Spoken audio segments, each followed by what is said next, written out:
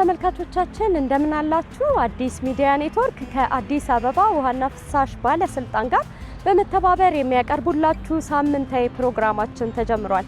እንግዲህ ዛሬ የምናነሳው ርዕሰ ጉዳይ አዲስ አይደለም። ሳምንት የጀመርነውን ርዕሰ ጉዳይ ነው የምንቀጥለው። ሳምንት እንደሚታወሰው በተለይ ለሚኩራ ቅርንጫፍ ጽሕፈት ቤት ተገኝተን ምን ይመስላል አጠቃላይ ከስርጭት ጋር እንዲሁም ከውሃ ፈረቃ ስርዓት ጋር የተያዙ ሀሳቦችን ወደ እናንተ ስናደርስ እንደነበር ይታወቃል። ዛሬ ደግሞ እንዲሁ ንፋስ ስልክ ቅርንጫፍ ጽሕፈት ቤት እንገኝና አጠቃላይ ከስርጭትና ከፈረቃ ስርዓት ጋር ያሉ ሀሳቦችን ወደ እናንተ እናደርሳለን። አሁን የምገኘውም እዚህ ንፋስ ስልክ ቅርንጫፍ ጽሕፈት ቤት ስር ከሚገኙ ቦታዎች አንዱ ነው። እዚህም አካባቢ እንግዲህ ጉዳዩ የሚመለከተው ኃላፊ እየጠበቀኝ ነው። አጠቃላይ ሀሳቦችን ከሱ ጋር እናነሳና የተለያዩ ቦታዎች ላይ እንዲሁ ተገልጋዮችን የምናነጋግር ይሆናል። ተከታተሉ።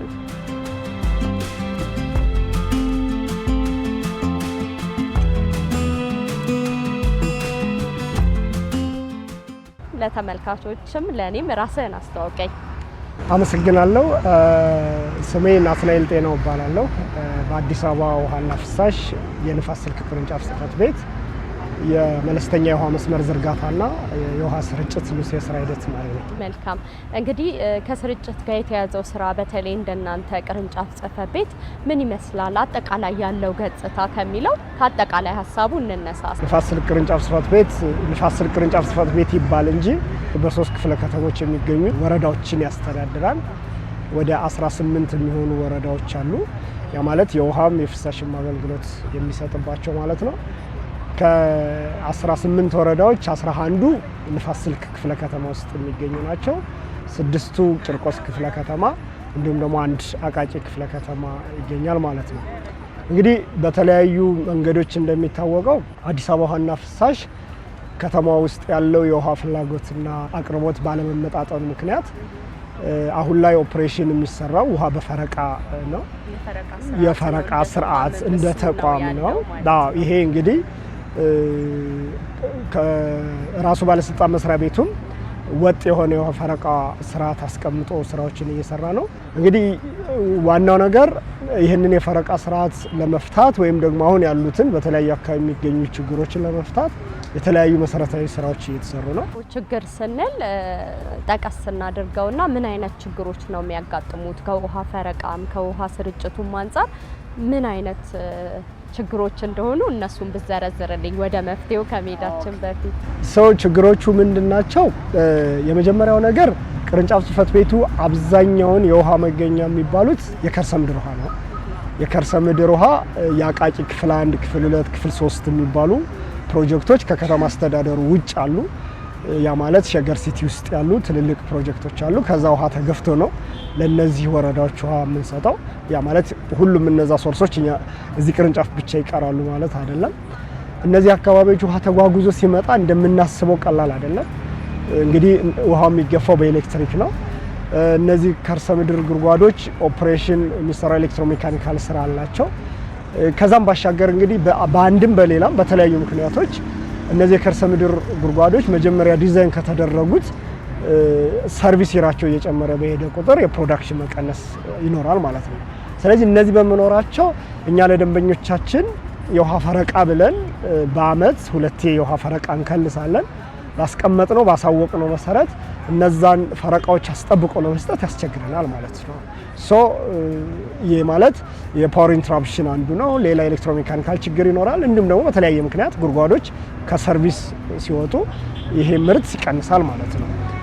አንዱና ዋናው እንትን እሱ ነው ማለት ነው። ስለዚህ በተቀመጠው ፈረቃ መሰረት ወደ ደንበኞች አይደርስም ማለት ነው። ስለዚህ እንደ ቅርንጫፍ እየተሰሩ ያሉት አንዱ ከተማው አካባቢ የተሻለ ከዚህ በፊት ሂስትሪያቸው የሚታወቅ የተሻለ የከርሰ ምድር ውሃ ጉድጓድ ሊገኝባቸው የሚችል ጥልቅ ሳይሆን በአጭር ጊዜ ስራዎች ተጠናቀው ወደ አገልግሎት ሊገቡ የሚችሉ የከርሰ ምድር ቁፋሮችን ፕሮፖዝ እናደርግና እነዛን ችግሮች ለመፍታት በጋራ በመተባበር ያንን ፕሮጀክት ካስረከሙ በኋላ እንደሱ አይነት ስራዎች ይሰራሉ ማለት ነው። ስለዚህ በዚህ በጣም ሰፋፊ አካባቢዎች ከፍተኛ የውሃ ችግር ያልነበረባቸው ቅርንጫፉ ከፍተኛ የከስተመር ጥያቄ የነበረባቸው ማስፋፊያ አካባቢዎች ስራዎች እየሰራ ነው። ስለዚህ ይሄ በቋሚነት የሚሰሩ ስራዎች ናቸው ማለት ነው። ሌላው እንደ ችግር የሚነሳው እንግዲህ የውሃ ፈረቃ ደንበኞቻችን ፈረቃ መሆኑን አምነው ተቀብለውናል። ስለዚህ ያንን ፈረቃ አስጠብቆ ለደንበኞቻችን ውሃ ማድረስ የተቋሙ የቅርንጫፉ ግዴታ ይሆናል ማለት ነው። ስለዚህ ከደንበኞቻችን የሚነሱ በአንድም በሌላም ከሰራተኞች ስነ ምግባር ጋራም አብረው የሚነሱ ችግሮች አሉ። ስለዚህ የደንበኞቻችንን ቅሬታ በትክክል ተቀብለን ችግር ያለባቸው ሰራተኞች ካሉ የማስተካከያ እርምጃ ይወሰዳል። እንዲሁም ደግሞ በማወቅም ባለማወቅም ሊሆን ስለሚችል የእውቀት ጋፕ ያለባቸውን ስልጠና በመስጠት እነዚህ ጋፖች እንዴት ከስተመር ሰርቪስ ስራዎች መሰራት እንዳለባቸው እንደ ቅርንጫፍም እንደ ተቋም ስራዎች ይሰራሉ ማለት ነው። የሚመጡ ቅሬታዎች ሙሉ የባለሙያ ሳይት ላይ ያለ ባለሙያ ችግር ላይሆን ይችላል። ከስተመሮቻችንንም ያለውን እውነታ በማስረዳት ያለውን ችግር በማስረዳት የደንበኞቻችን ጥያቄ መሰረት አድርገን የመፍትሄ ሀሳቦች ፕሮፖዝድ ይደረጋሉ ማለት ነው። ድሮ ከነበሩት ይነሳ ከነበረው ችግር አንፃር በተሻለ መጠን የውሃ ስርጭቱን እያደረገ ይገኛል ማለት ነው። ለዚህ ደግሞ እኛ የምንለው ብቻ ሳይሆን የተለያዩ አካባቢዎች ደንበኞቻችን የሚሰጡን ምስክርነት እንዲሁም በተለያዩ አካባቢ ማህበረሰቦች ጋር በምናደርገው ግንኙነት የምናገኘው ፊድባክ ነው ማለት ነው። መልካም። ስለዚህ እኛም አጠቃላይ ያለው ሲስተም ላይ ያለው ነገር ምን ይመስላል፣ እንዲሁም ደግሞ ደንበኞቻችሁ ጋር የተለያዩ አካባቢዎች ዞር ዞር እያለን ማነጋገር እንችላለን ማለት ነው። እሺ፣ እናመሰግናለን በጣም።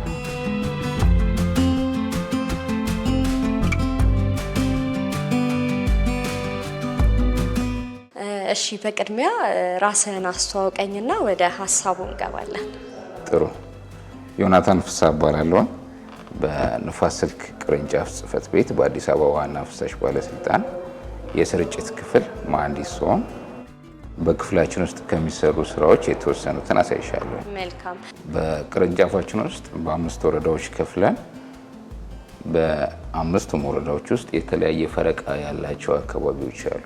2 ቀን 3 ቀን የሚያገኙ አድርገን የከፋፈልናቸው እነዚህን የፈረቃ ስራዎች ቦታዎች ላይ በመሄድ ኦፕሬት በማድረግ የምንሰራቸው ሲሆን በክፍል ውስጥ ደግሞ የምንከታተልበት መንገድ አለ። ከሱም ውስጥ በቅርብ ጊዜ መጠቀም የጀመርነው ኢፒኮሌክት የሚባል ቴክኖሎጂ ነው። እሱም የምንጠቀምበት ሁሉም ቴክኒሽያን እና ሲኒየር ቴክኒሽያን የራሱ አካውንት አለው። መሀንዲሶች ደግሞ ከክፍሉ ሆነን የተሰራውን ስራ የምንከታተልበት ነው። ከጉግል እርዝ ጋር ወይም አፕሊኬሽን አለው በሞባይል ኢዚሊ መጠቀም ማንኛውም ሰው መጠቀም የሚችለው ስለሆነ እሱን ነገር አዘጋጅተን እንደዚህ ነው የምንጠቀመው። ለምሳሌ እዚህ ስክሪን አውት አድርገን ንፋስ ስልክን ብናወጣ ብናይ እነዚህ በሙሉ የንፋስ ስልክ ዳታዎች ናቸው። እነዚህ ዳታዎች መጀመሪያ ወደዚህ ስናስገባ አንድ ዳታ አለ እዚህ ጋር ካታሎግ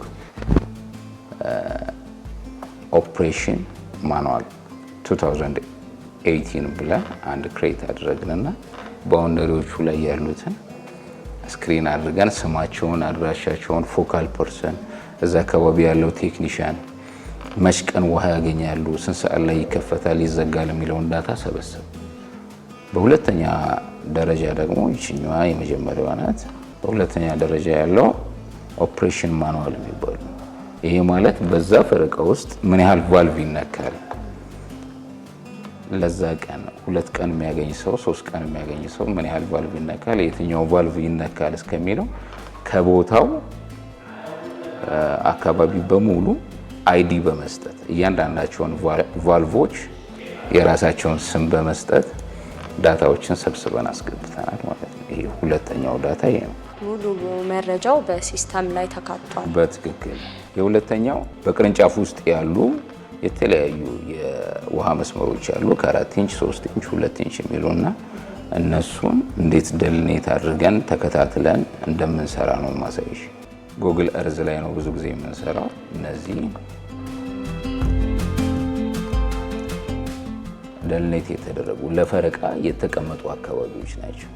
ለምሳሌ እቺ አንዷ ቀይዋ አንድ ፈረቃ ናት። በሳምንት 2 ቀን ልታገኝ ትችላለች። አንድ ቀን ብዙ ጊዜ አብዛኛውን የ2 ቀን ስላደረግናቸው 2 ቀንና ከዛ በላይ 2 ቀንና የ3 ቀን ፈረቃዎች አሉ። ለምሳሌ እዚህ አካባቢ ግሪን ሆኖ የምታየው መርጅ የተደረገ ነው። ይሄ ማሻሻያ ስራ ተሰርቶ የተስተካከለ ነው። እነዚህኛዎቹ አካባቢዎች ግን አሁን እነዚህን ብትወስጂ እያንዳንዳቸው የ2 ቀን ፈረቃዎች ናቸው። ለምሳሌ እነዚህ እዚህ ጋር የሚታዩት የቫልቭ ዳታዎቻችን ናቸው። በየአካባቢው የተቀመጡ የቫልቭ ዳታዎች እነዚህም በሳይዛቸው አድርገን አስቀምጠናል ማለት ነው። ቀጣይ ላይ የሚመጣ ማንም ቴክኒሻን የሚሆን ሲኒየር ቴክኒሻን የሚሆን እዚህ ሳይት ላይ ያለምንም ችግር ገብቶ መስራት ይችላል ማለት ነው። የሚከፈት የሚዘጋውን ፈረቃ ቅድም ባሳየዎች መሰረት ይዘዋል። እቺ አንድ ቫልቭ የራሷ ስም አላት። እቺ መች ነው ሰኞ ነው የምትከፈተው ማክሰኞ ነው የሚዘጋው የሚለውን ነገር ራሱ ተረድቶ መስራት ይችላል ማለት ነው።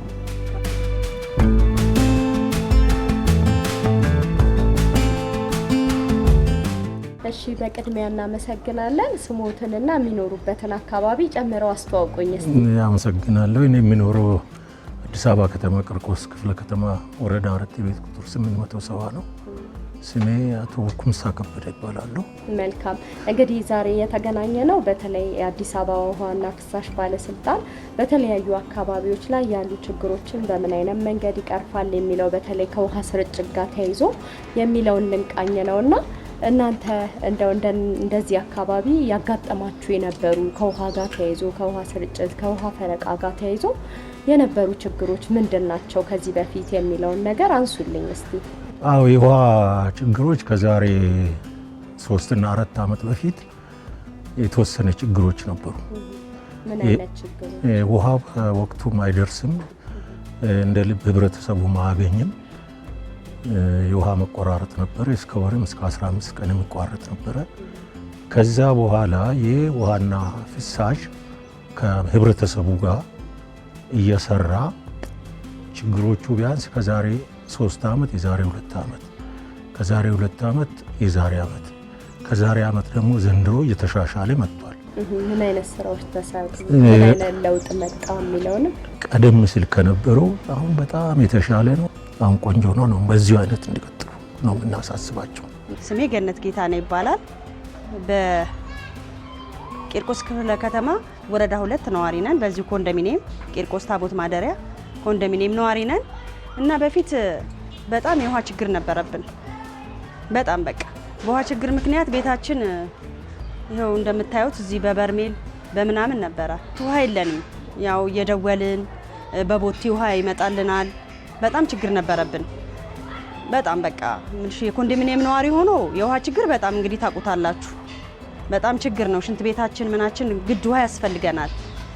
አሁን ግን እየተነጋገረ ምን እያለን እግዚአብሔር ይመስገን አሁን ችግሩ ተቀርፎልናል። በሳምንት 2 ጊዜ ይመጣልናል፣ ሮብና ቅዳሜ ይመጣልናል።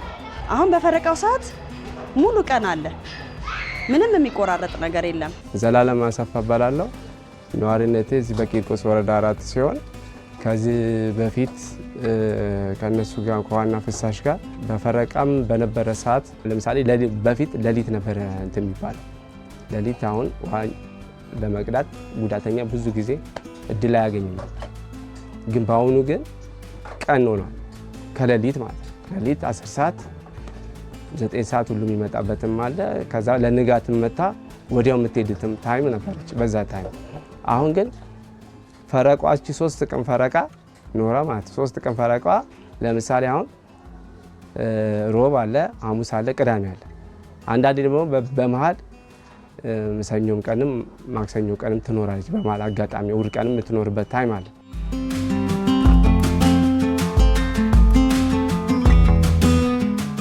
ተመልካቾቻችን እንግዲህ የአዲስ አበባ ውሃና ፍሳሽ ባለስልጣን ንፋስ ስልክ ቅርንጫፍ ጽሕፈት ቤት ከውሃ ፈረቃ ስርዓትና ከውሃ ስርጭት ጋር የተያዙ አጠቃላይ ሀሳቦችን ስናነሳ ቆይተናል። በተለይ ደግሞ ከዚህ በፊት ከፈረቃ ስርዓት ጋር የተያዙ ችግሮች ምን ነበሩ፣ እነዚህን ስለመፍታት ምን አይነት ስራዎች ተሰሩ የሚለውን ሀሳብ ወደ እናንተ ስናደርስ ቆየን።